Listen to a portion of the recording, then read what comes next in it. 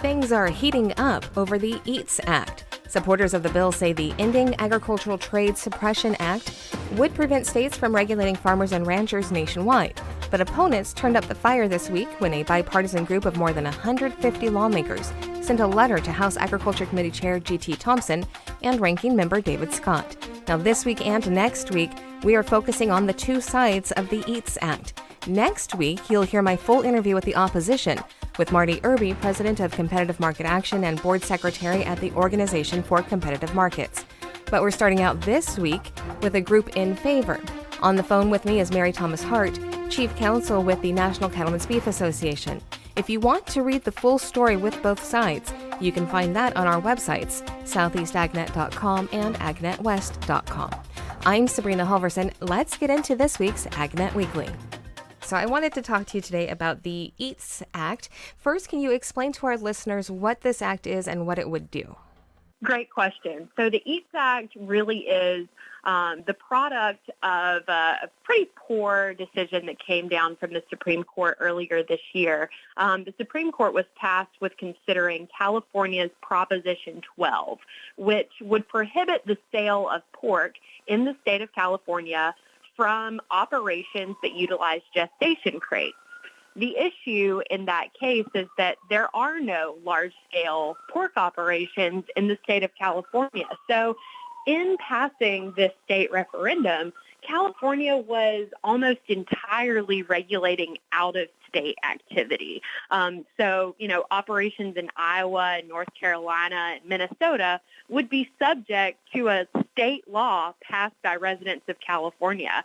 It brought up this question concerning the Dormant Commerce Clause, and unfortunately, the Supreme Court found in California's favor.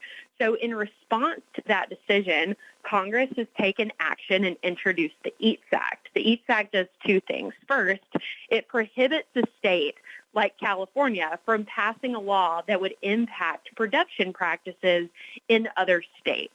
And then in the event that a state does kind of get away with passing a law like that, it gives a farmer in another state a cause of action. So if you're a farmer in Iowa who has to spend a lot of money to comply with new California regulations, you can get some relief from the state of California under the EATS Act.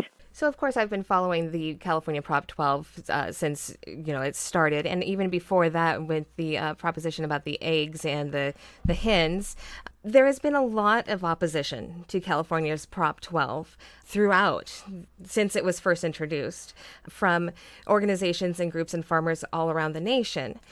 Do you feel like the EATS Act would effectively take care of their concerns? I think the EATS Act is a really important step toward getting some final resolution in this issue area. Obviously, when you're dealing with something as complex as the Dormant Commerce Clause, you're probably not going to have a silver bullet solution that fixes everyone's problem in one bill, right? But I think that the EATS Act is that necessary first step that we have to take because it's important to remember that the issues created by the Prop 12 decision, by the NPPC decision, are much, much broader than agricultural production. But the EATS Act, I think, for us, it makes ag a priority. It provides some initial relief for agricultural producers. And then I think it gives us the opportunity to further consider potential solutions for the broader economy, because it's not just agricultural production that is impacted by one state with a large economy being able to dictate national policy. That impact really is economy-wide. As you mentioned, again, going back to Prop 12, that deals with the pork industry mostly. What is NCBA's concern, since you are obviously beef? What are the concerns there? Yeah, I think it's important to note that NCBA and cattle producers aren't directly impacted by Prop 12 or the NPPC decision, right? That this is related to hog production and veal production.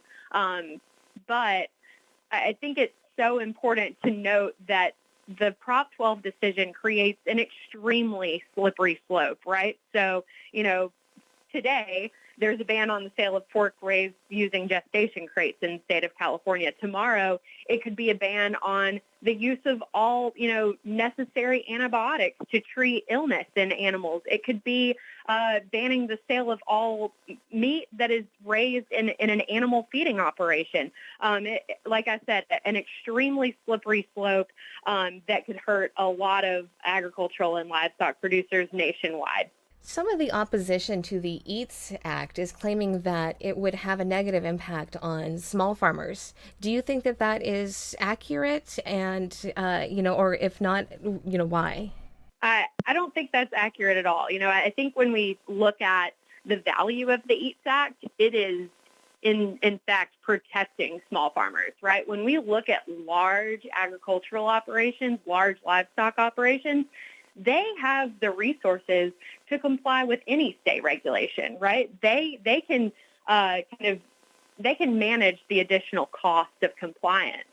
The operations that aren't able to manage the cost of compliance and are more likely to sell out or go under without something like the EATS Act are those small operations, right? If you have a small hog operation and you're about to have to spend thousands, potentially millions of dollars to comply with Prop 12, that's not a very good business outlook, right? But the EATS Act would not only prohibit a state like California from implementing that type of policy, but would also give you some relief if you have to spend that additional money to comply with a state regulation. So I think that the EATS Act is perhaps most beneficial for small livestock operations. And then there's a thought of if it wasn't possible to get the EATS Act passed through on its own, having it included in the Farm Bill, and then that could cause some problems within the Farm Bill.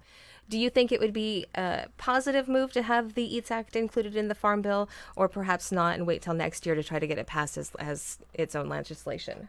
I think as far as vehicles for the EATS Act or for any legislation, we're open to considering, any potential vehicles that are moving. We're open to considering the Farm Bill.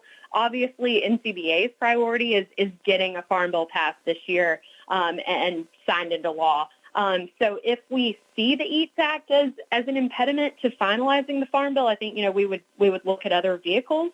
But right now, it seems like there is fairly broad interest in the EATS Act. And so, I think all of the conversations that we've had on the Hill have been positive. Everyone, I think, across the political spectrum understands the impact of the Prop 12 decision to agricultural producers across the country. And so I think that there's generally fairly broad support for the solutions provided by the EATS Act. There is also some concern from opposition that companies from foreign entities could benefit from this act. Do you think that that's a possibility?